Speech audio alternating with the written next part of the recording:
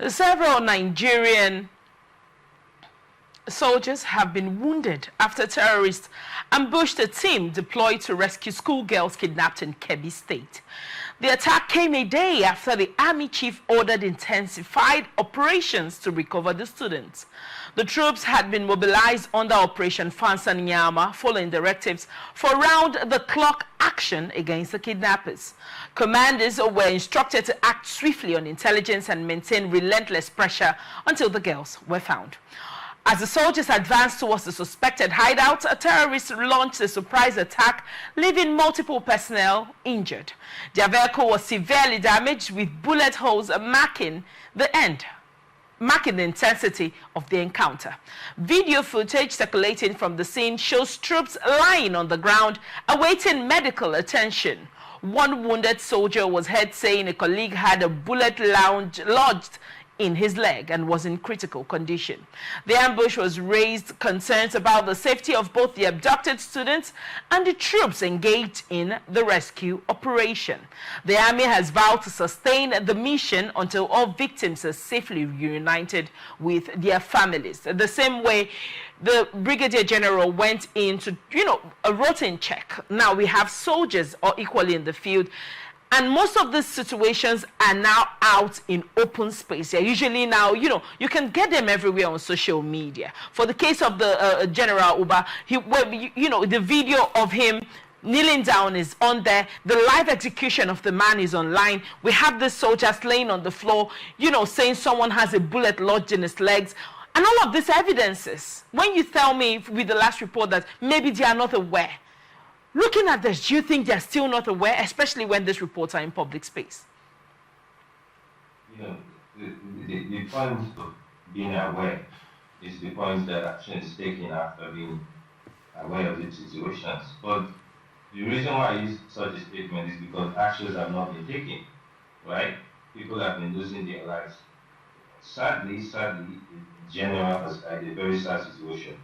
But not to use anybody as points for anything, but maybe it should be taken seriously now.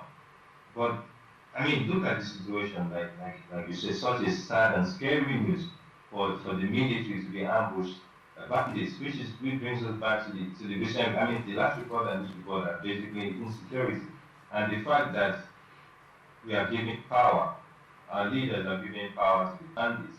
At this point, it's supposed to be a full-blown war between Nigeria and these bandits, because they are now a threat to the national interest and national security of the nation. But for some reason, back to issues like people like Sheikh and governors that are not forthcoming with responses. I don't understand why you keep someone safe. It's almost as if you're for example, I'm living in this house, and I know that my son is probably a criminal, just an example, by the way, and I do not speak out. It obviously means I'm a criminal as well, if you understand where I'm coming from. I mean, under the law, it means I'm a criminal because I literally, kept this person and kept this chick and all of that. Why are they not treated as such when it comes to situations like why are governors not placed on a scale? Why is Sheikh Gumi still speaking, still allowed to speak, still even given screen time by some people?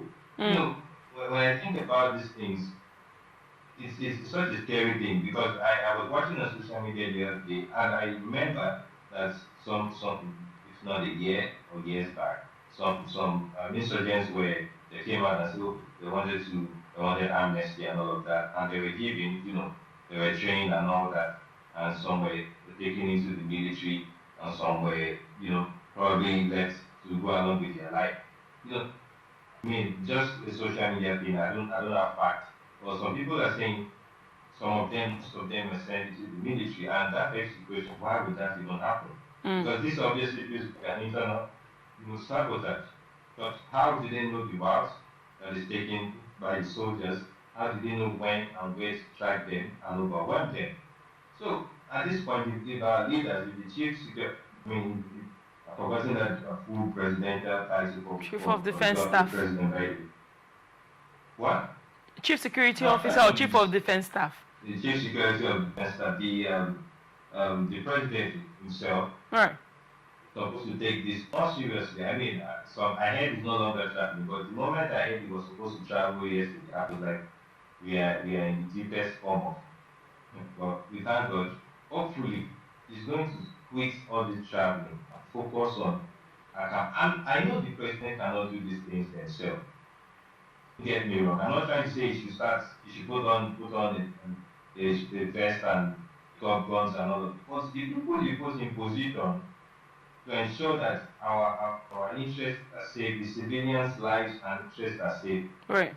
Make them to question those that are not doing their jobs well, they definitely don't deserve to be there. I understand the times are different, but as a defense minister, as a police IG, you find yourself in such situations.